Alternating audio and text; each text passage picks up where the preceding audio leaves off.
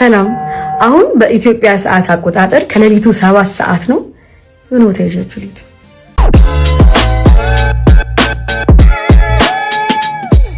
ሰላም ምን አዲሳችን ተጀምሯል። መርጌታ ሲደውሉ ቢላይክ ሄሎ መርጌታ። አቤት መርጌታ። ወዬ መርጌታ ምን አሉኝ መርጌታ? ይችላሉ መርጌታ። ሃኒ ወዬ ቆንጆ ግጥም አለኝ ላንቺ። አንቺ የኔ ስስት የልቤ ሰቀቀን እንጀራ ሁኝና ልብላሽ በቀን በቀን። እሺ ይበልሽ ማን ይችላል? እውነትም መርጌታ በደንብ እየሰሩለት ነው ማለት ነው። ከ2.9 ሚሊዮን በላይ ተከታይ ያላት ተወዳጇ ዩቲናስ እጅግ ደስ የሚል ልብን የሚያሞቅ ስራ ሰርታለች። ከሌሊቱ 7 ሰዓት ተነስታ በፒጃማዋ ላይ ጃኬቷን ለብሳ መኪናዋን እያሽከረከረች ከዛም በመንገዷ ላይ የምታገኛቸውን ሰዎች እየጠራች ሰርፕራይዝ ታደርጋለች። ይህንን ቪዲዮ እስኪ ተከታትለነው እንመለስ። ሰላም አሁን በኢትዮጵያ ሰዓት አቆጣጠር ከሌሊቱ 7 ሰዓት ነው። ምን ወታ ይዣችሁ ልጅ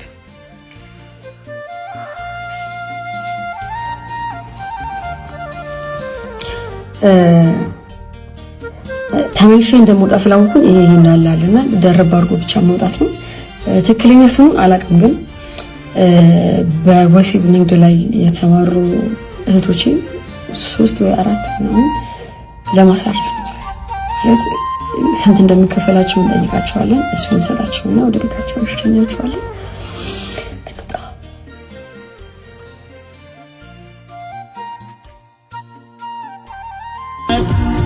አይዞ ከጎን ነኝ በርታ እንደማልሽ መዛ መንሰባሽ እነዚሁ አንድ አገኘው ግን ፈራው መገኘ ነው ነው እንዴ አረችክሪሉ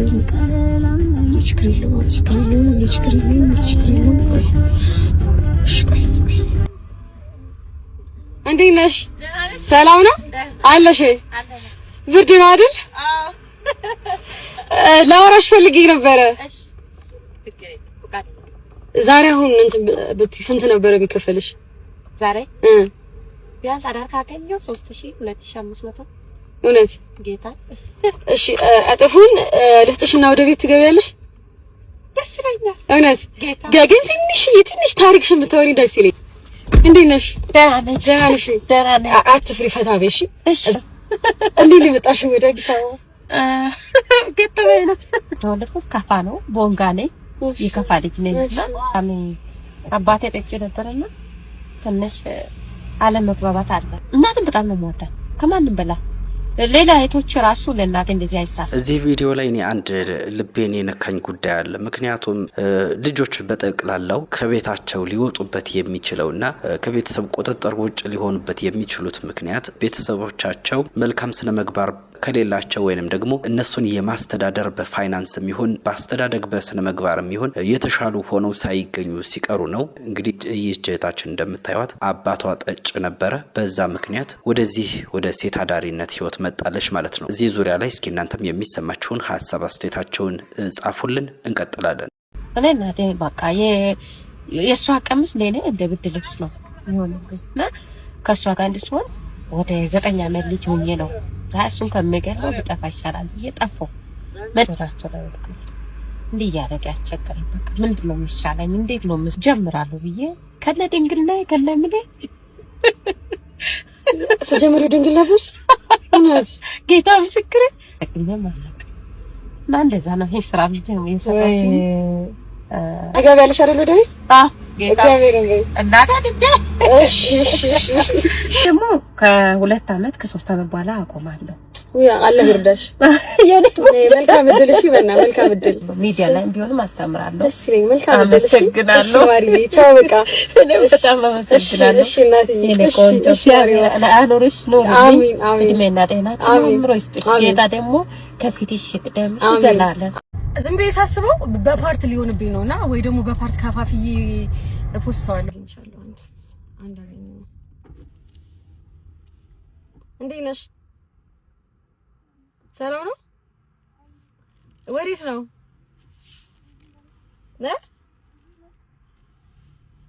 እሺ ፈራሁኝ። አይኔ ጉዴ ፈልጊ። አረ ምንድነው የሚመስላት? እኔ አሁን የሆነ ነገር ፈልጊ እንዳይመስላት። ባትሆንስ ብዬ እኮ ነው። ወይኔ ጉዴ ፈላ። ወይኔ ሌላ ነገር ፈልጊ እንደ አረ ወይኔ ጉዴ።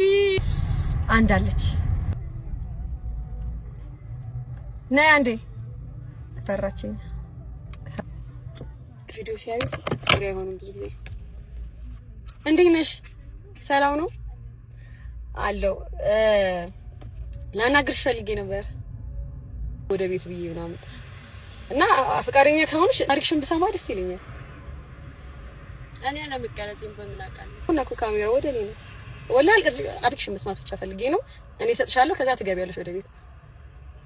እስኪ ንገሪ። እስኪ እንዴት ነው? እንኳን ረጅም ታሪክ አለው፣ ግን 2 ልጆች አሉኝ። ልጅ አለሽ? እውነት? ወጣት ነሽ በጣም ወላሂ። እሺ አንዱ ልጄን ያው በፍቅር አብሬ ከቆየሁት ልጅ ነው የወለድኩት። ከወለድኩት በኋላ ያው ወንዶች ካደኝ። እኛው ልጄን ደግሞ እዚህ በዚህ ሰው ነው ልጅ ማለት የማላውቀው ሰው ነው። ሰው ነው የተሳሳትኩት፣ ግን ሰውየውን በደንብ አላውቀውም። አንድ ቀን ያገኘሁት ሰው ነው። ትንሽ ልጆች አሉ። እግዚአብሔር ይመስገን። ባልጋ ቤት ነው። ስትወጪው ማን ነው የሚጠብቅሽ? ልጆች ይተኛሉ? እናት ትልቁ ልጅ 5 አመቱ ነው። ትንሹ ደግሞ 3 ቀን ነው። ይተኛሉ በቃ ብቻቸውን?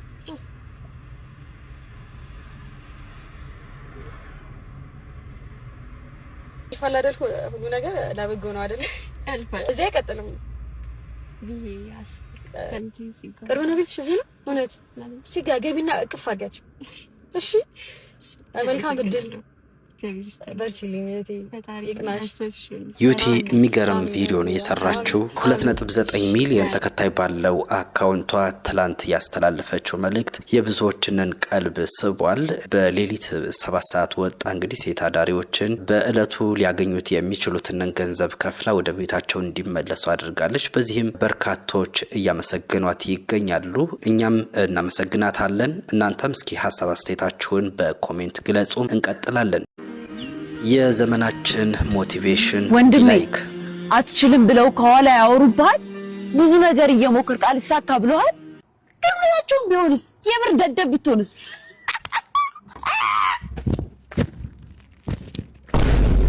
አንዳንድ ጊዜ እንደዚህ አይነት ፕራንኮች አዝናኝነታቸው እንዳለ ሆኖ ነገር ግን ቀድሞ ነገር ስክሪፕት ተጽፎላቸው ድራማ ሆኖ ስለሚተወኑ ብዛም ማሳመኛ አይሆኑም። እስኪ እንከታተለው። ሰላም እንዴት ነሽ? አንዳንድ ጥያቄዎችን መንገድ ላይ ማግኛችሁን ሰዎች እየጠየቁ ነበርና ፍቅረኛ አለሽ? አለኝ። ኦኬ። ኤክስስ ከዚህ በፊት ነበረሽ? ነበረኝ። ኦኬ። ምን ጠይቅሻለሁ፣ ኤክስሽ ጋር ትደውይና ያቋረጣችሁትን የፍቅር ግንኙነት እንጀምር ብትዩ ምን የሚል ይመስልሻል? አረ ደስ ነው የሚለው። ኦኬ። ደስ ነው የሚለው። ስለዚህ እንዲህ እናርግ፣ እሱ ጋር እንደውልና እሺ የሚልሽ ከሆነ ይሄን 2000 ብር ሰጥሻለሁ። ደግሞ በምላሹ ደግሞ ኔጌቲቭ ከሆነ ደግሞ ይሄን እድል ሳታገኝ ትቀሪያለሽ ማለት ነው። እሺ ደውልለት። እስኪ ደውል።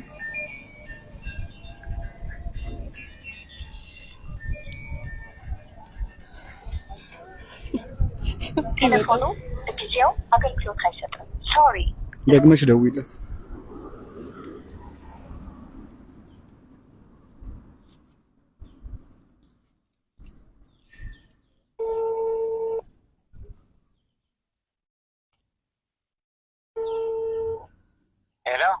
ሄሌኒ ፍቅር እንዴት ነህ? ሰላም ይታሽ። እንዴት መሆን መሰለኝ። ደግሞ ምን ቀርቶሽ ደወልሽ? አልጨረስሽም እንዴ? ምን ነው የምጨርሰው? አንተ ደግሞ እንዴ ምን ማለት ነው? አንቺና ጓደኞችሽ ገንዘቤን በላችሁ፣ ገንዘቤን ጨረሳችሁ። አሁን ምን ቀረ? አረ እንደዛ አይደለም። ምን ራበሽ እንዴ? ርቦሽ ነው ማለት ሲርብሽ ነው የምትደውይው አይደል? አረ አይደለም። እና ምን ቀረ? ገንዘቤ ሙልጭ ሁላ ነገሬን ወሰድ፣ ጤናዬን ወሰድሽ። ምን ቀረሽ አሁን? አይ እኔ እኮ አይሰሙን እያወራኝ ስለሆነ ነው። አብረን አንድ ላይ እንድንሆን ፈልጌ ነው።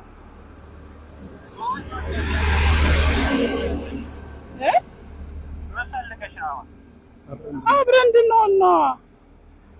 ከማን ጋር? ከአንተ ጋር። ምን የቀረሽ ነገር አለ? ምን ገንዘብ ሙልጭ ብሎ አልፏል። አሁን ምንም የለኝም።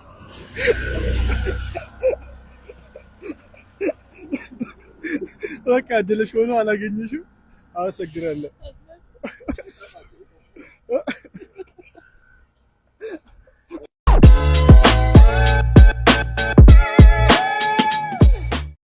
የአባትህን ሀብት ነግረሃት የእንጀራ እናት ስትሆን እኔ ምን ወይ ከፍቅረኛ ጋር እንደተለያያችሁ ሰማሁ።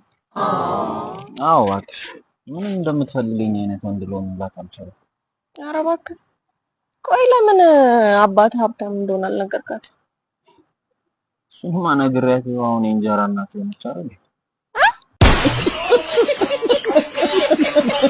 እኔ እንደዚህ አይነት የድንቁርና ያጠቃው ሰው ገጥሞኝ አያውቅም። ይሄ የሚዲያ ባለቤት በተደጋጋሚ እየጋበዘ ይሰደባል ይመስለኛል። እንግዲህ እይታውን ፈልጎት ነው በተደጋጋሚ የሚጋብዘው። ምክንያቱም ሰውየው የሚያቀርባቸው ሀሳቦች እርስ በእርሳቸው የተፋለሱ ስለሆነ ስለሚፈልገው ይመስለኛል የሚጋብዘው። ዛሬ ደግሞ ቦርጭህን እንድትቀንስ አተነፋፍስህ እንዲስተካከል ይህንን ከኮሪደር ልማቱ የተገኘ ማር ብላ በሚል ጋብዞታል። እስኪ እንከታተለው። ይሄ ጫካ ማር የሚባለው ነው። ይሄ ዝም ብሎ መንደር ውስጥ ከተማ ውስጥ ከአር ላይ ንብ ቀስሞ ያመረተ እንዳይመስል። ይሄ ከከተማ የምን አዲስ ተከታታዮች ዛሬው ምን አዲሳችን ከተከታተላችሁትን ይመስል አበባዎች ቪዲዮውን ላይክ እና ሼር ቻናሉን ሰብስክራይብ በማድረግ አብሮነታችሁን አሳዩን። እናመሰግናለን። ትክክለኛ ንጹህ አበባ ከኮሪደር ልማቶች ከወንዝ ዳርቻ ልማቶች ክብር ጠቅላይ ሚኒስትራችንን በየክልል ከሰራቸው ወንዝ ዳርቻ ኮሪደር ላይ ካሉት አለው። ይሄ ማር ልዩ ማር ነው። አገኘው ብለ ደግሞ ይሄንንም አንዴ ክተትና ታመማሉክ አንዴ አትብላ። ቀስ እያልክ ጠዋት ላወስ ታደርግና በቡና ስኒ ይላወስልና ጠዋት 2 ማንካ ማታ 3 ማንካ ጠዋት በባዶ ሆድ 2 ማንካ ትወስዳለህ። ይሄ የሚያስል ምን የሚል ይሄ ትንፋሽን የሚያቆራርጥ ከታች ከጮማ ውስጥ ከቦርጭ ውስጥ የሚስተካከል ነገሮች ሁሉ የሚተከተክታው ይቀጥልልሃል። በዚህ አይተከተክ ይሄ ማር